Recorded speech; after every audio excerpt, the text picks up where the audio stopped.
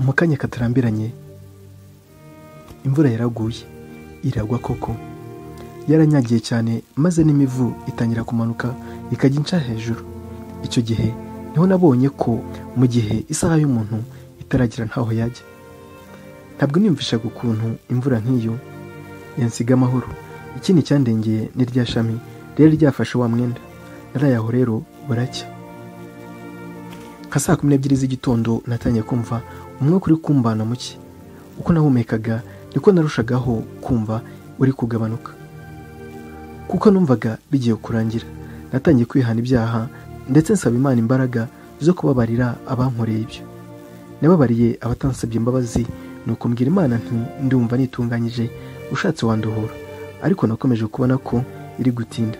Narongeye ndayinginga nti Imana ko ushobora byose, wanyice koko nkareba ko naruhuka ubu bubabare ndimo. Nyamara isaha yari itaragera.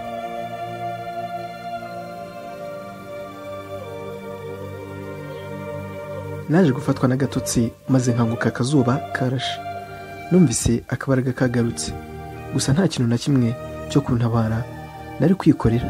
Nagiye kumva numva ikintu kiri kugendagenda muri iryo shyamba nari ndimo, ndetse numva kiri kugenda gisatira aho narindi. Ku mutima nti Imana ishimwe, wenda wasanga inyoherereje icyankura kuri iyi si. Numvise gihuma, numva ni ingurube yanciyeho irikomereza. Yaje kugenda imanuka isa n'ijya mu kabande. Wari uyiragiye yaje ayikurikiye. Numvaga ukuntu agenda amanuka, ndetse ngerageza kwinyeganyiza ngo ndebe ko wenda yambona, ariko numva aciye hirya yaho narindi, nuko arigendera. Numvise mbabaye cyane.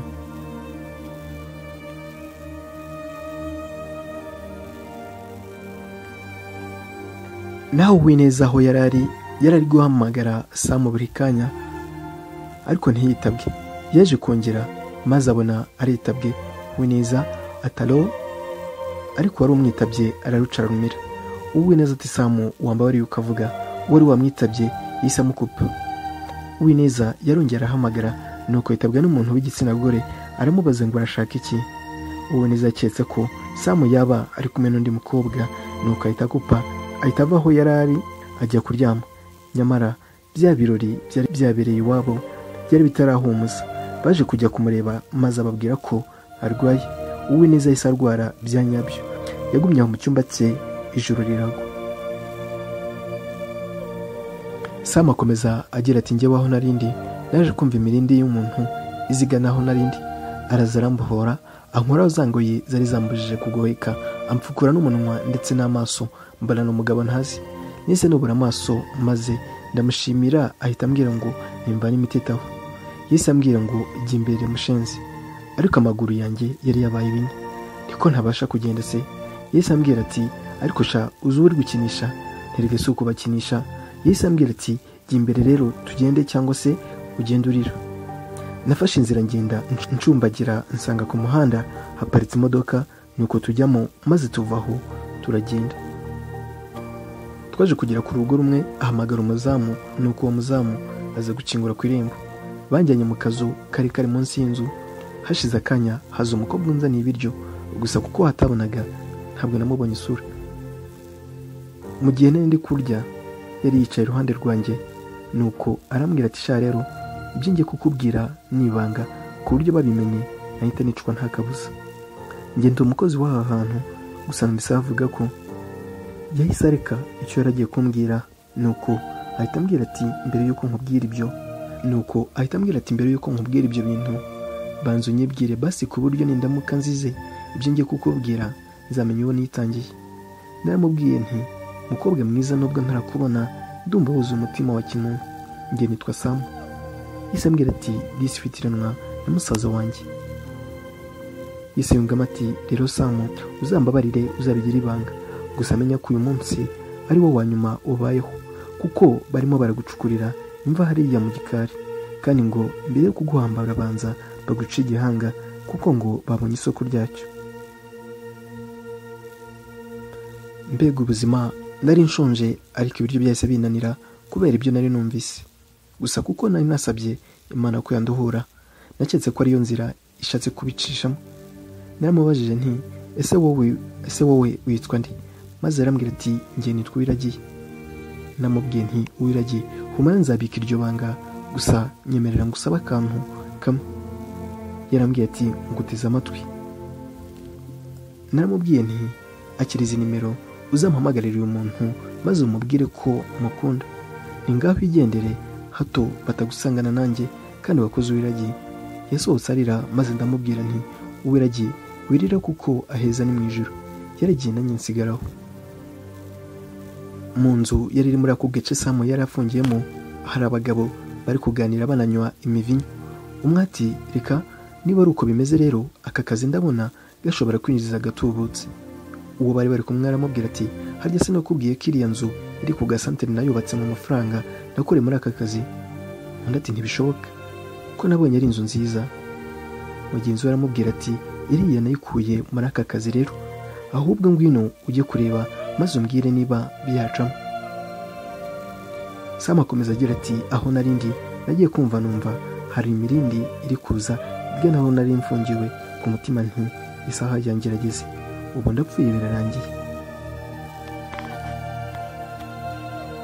Akinguye numva ni wa mukobwa ufite umutima udasanzwe yari yambwiye ko yitwa Uwiragiye. Yahise ambwira ati ngwino nkwereke. Yanjyanye mu ngarani andundaho imyanda, ibikarito ndetse n'amasashi. Nuko arambwira ati uguma hano bambaza aho wagiye ndababwira ko ntabizi. Nabuze icyo ndenzaho kuko nari numijwe n'uwo mutima w'uwo mwana. Nagumye aho nuko Uwiragiye avaho hashize nk'iminota 30. Nafashwe n'agatotsi nuko ndasinzira. Naho aho neza arari yarari gupanga uko yazajya gushaka Samu akamushakira hahandi akorera. Gusa yagezeho bamubwira ko nabo batamuheruka.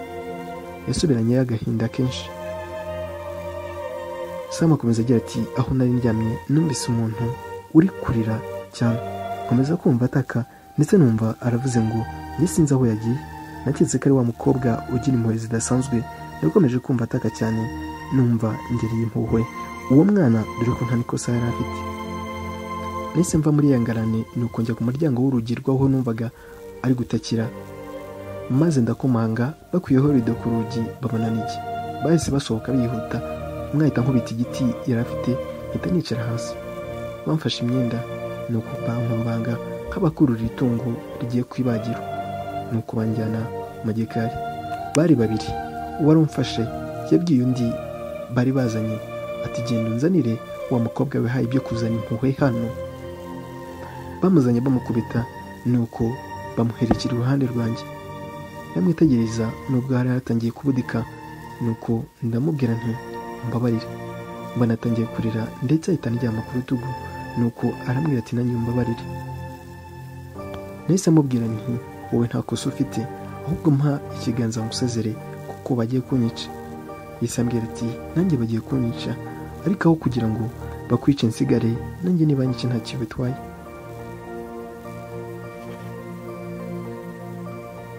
Ntabwo numvaga ko babikora, ariko bahise bakubita wa mukobwa icyuma ku mutima ahita yitura hasi.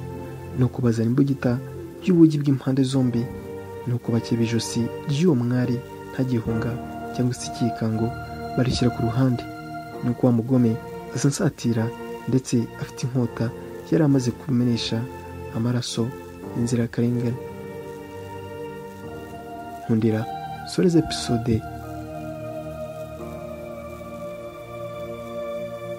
ya 10 ahangaha, maze musabe kuzabana nanjye muri episode ya 11 aho tuzareba ibyakurikiyeho.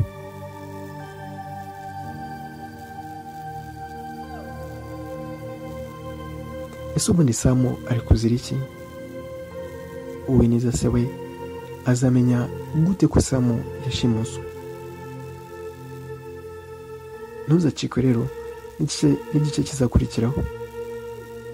Niba utarakora subscribe ndagusaba kugira ngo ukore subscribe kugira ngo tuzabane muri episode zizakurikiraho, kuko hari izindi nkuru naguteguriye kandi nizera ko zizakuryohera.